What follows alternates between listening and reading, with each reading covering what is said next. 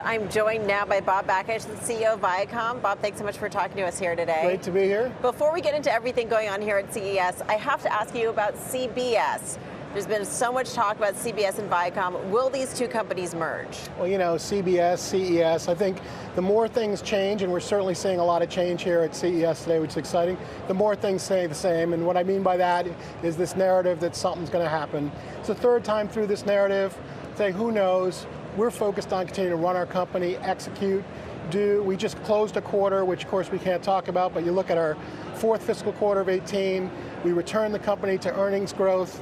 We delivered revenue growth. You look at 19, we're going to continue that earnings growth on a full year basis, total company, we deliver revenue growth, and that's all about executing against the assets we currently have. But just yesterday, a report about more merger talks sent your stock about 3% higher. Here we are, everyone's talking about Disney, Fox, AT&T, Time Warner, both of those companies launching direct-to-consumer streaming services this year. Doesn't that put more pressure on you to find greater scale? In a word, no, actually. It creates tremendous opportunity because two things are happening simultaneously. On the one hand, as this industry and the broader telco infrastructure evolves, you're seeing some companies, including the ones you mentioned, move to more of a vertically integrated model where they're going to be pulling content back from the marketplace to support their own initiatives. At the same time, you look at the arc of Viacom in the last 2 years, a clear turnaround story across Paramount Pictures, where we now have delivered 7 straight quarters of earnings growth for the studio and a number of hits, including most recently Bumblebee, plus television product, and we have our media networks brands in the US resurgent, including MTV and Comedy Central. So there's credit that we're making great stuff, and there's a lot of demand out there to fill, and I think that's a great lane for our company. So demand to fill in terms of selling content to Netflix and Hulu, et cetera, in light of all these other players pulling back, but aren't you concerned that new streaming options, which you're not a part of, like the AT&T or Disney ones, might hurt TV ratings or might hurt your subscription revenue? I mean, doesn't this all impact sort of your traditional model as well?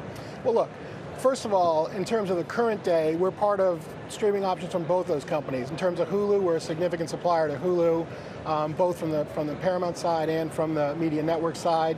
AT&T, we have 6 services on AT&T Watch, which is their low-cost mobile skinny bundle. So we are part of those, but the real story is we're going from a world which was very one size. Everyone had a bunch of networks feeding 85% of the people in the US through pay television, to a tiered model where different consumers are accessing different products. Most of them still take, the biggest chunk still take traditional pay TV, but there's lower price points and there's streaming options. And so for Viacom, it's all about adapting to that ecosystem and creating opportunity, continuing to have the largest portion of our original content and volume in a traditional ecosystem, but accessing, making sure these flagship brands are represented in other components across it, and that's what we're focused on. But if some of your brands are going to be excluded from these skinny bundles, where's the opportunity for growth? And are you finding anything here?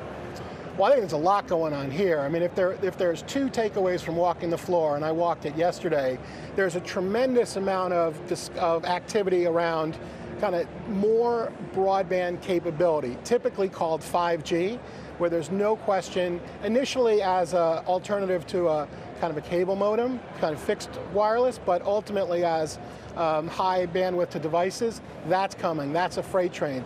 Something less talked about is what the cable guys are doing. They announced 10G, which is their next generation to go from 1 gig to 10 gig. So all that bandwidth coming is going to have to get supplied. And I think the other super cool thing is the cars. I mean, video is coming to cars, there's no question about it. It's the last bastion of video-free time, and it's coming, and that's going to be great for us. Certainly faster streaming and more time for people to watch, even when they're behind the wheel, would be a good thing for the media industry, but very competitive landscape here. Bob Bakish, thank you so much for joining us. Really appreciate it.